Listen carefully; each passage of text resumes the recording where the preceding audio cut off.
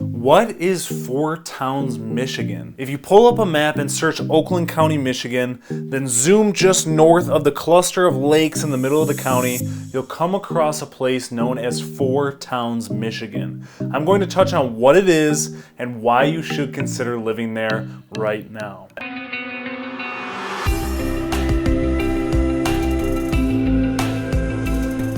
What's going on, everyone? My name is Andrew McManaman with Living in Michigan, a licensed real estate professional providing you with the knowledge and resources to learn about, relocate to, and live in the fine state of Michigan. Be sure to do a few taps below to make sure you never miss out on information that could help you with your future decisions. Four Towns, Michigan. A place most Michiganders haven't really heard of unless you live in the area. An unincorporated community located where the townships of Commerce, West Bloomfield, Waterford, and White Lake meet.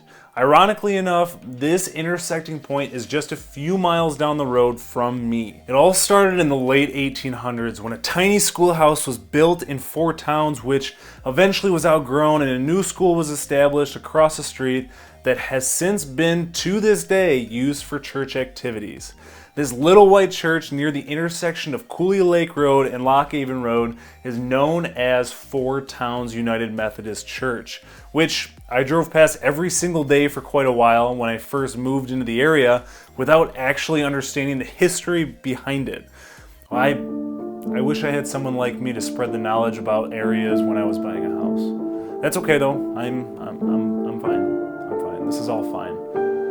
Anyway, that doesn't end this little history lesson quite yet. Parked right next to the church is Four Towns Cemetery, which is home to over 2,000 burials. Across from the church used to be the location of the Four Towns Elementary School, home of the Four Towns Chargers, which was completed in 1930 but was demolished in 2006. What's very rich about this school is there's a Facebook group for Four Towns Elementary alumni with over 500 people in it who reminisce about their days at the elementary school, talking about old teachers, posting old yearbook photos. It's not a private group, and I found myself scrolling for a lot longer than I'd like to admit just to hear some stories from students who graduated in the 50s. Four Towns also had a post office for less than 50 years that was given the name Four Towns P.O. So the next time you're cruising down Coulee Lake Road, be sure to remember this little slice of history so whoever you're talking to in the car thinks you're a nut and that you have way too much time on your hands. For me personally, it has been an awesome experience to be within rock-throwing distance of Four Towns. I have been fortunate enough to have the ability to experience these four towns without having to make an extensive commute out of my way. Because let's face it, driving, traffic, honking are just a whole lot of things I don't want to deal with. So if I can avoid it, I will. Each township offers something very unique. Where one township lacks, the other makes up for it. In terms of statistics, the Four Towns, based on the location of the buildings I mentioned, is primarily in Waterford Township, which has an average home sale price of $225,000. If you take the four townships that make up this community, the average price point comes out to be roughly $319,000. This average made this dramatic hike due to West Bloomfield Township's involvement, being as the majority of that area is waterfront homes. They tend to come with a higher price tag.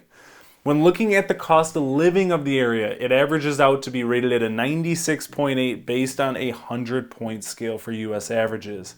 Taking a look at this graph, breaking down the cost of living, I'll focus more on the Waterford area. Grocery, health, housing, and utilities are all below the national average.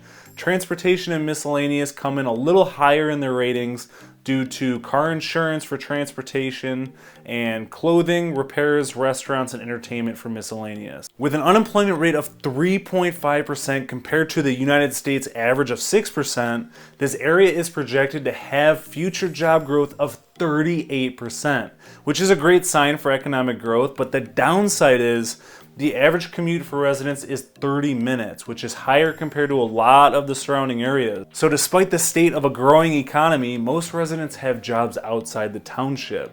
In terms of location, I mentioned there was a nice blend of townships for a nice lengthy list of things to do, but on the other hand, the area is pretty centrally located between highways and M59, which adds quite a bit of time to your commute as you navigate through all the winding roads around all the nearby lakes. On the plus side, this location eliminates a little bit of the pass-through traffic, which is seen more in areas near expressways. So why should you live in the Four Towns community? Well, from my personal opinion, I was able to take advantage of the lower housing costs to get a home on a lake without paying well over $500,000, which is a pretty common price tag around Southeast Michigan on a lake. You have the ability to experience other nearby live lake cities and townships, and you more than likely will receive lake access purchasing a house in the area too, especially in West Bloomfield Township, which is a huge plus, especially if that's a lifestyle that suits you. Numerous sources out there that rate areas based on an abundance of factors such as climate, job market, cost of living, housing, schools, crime, etc. have given these townships an average rating of a B+.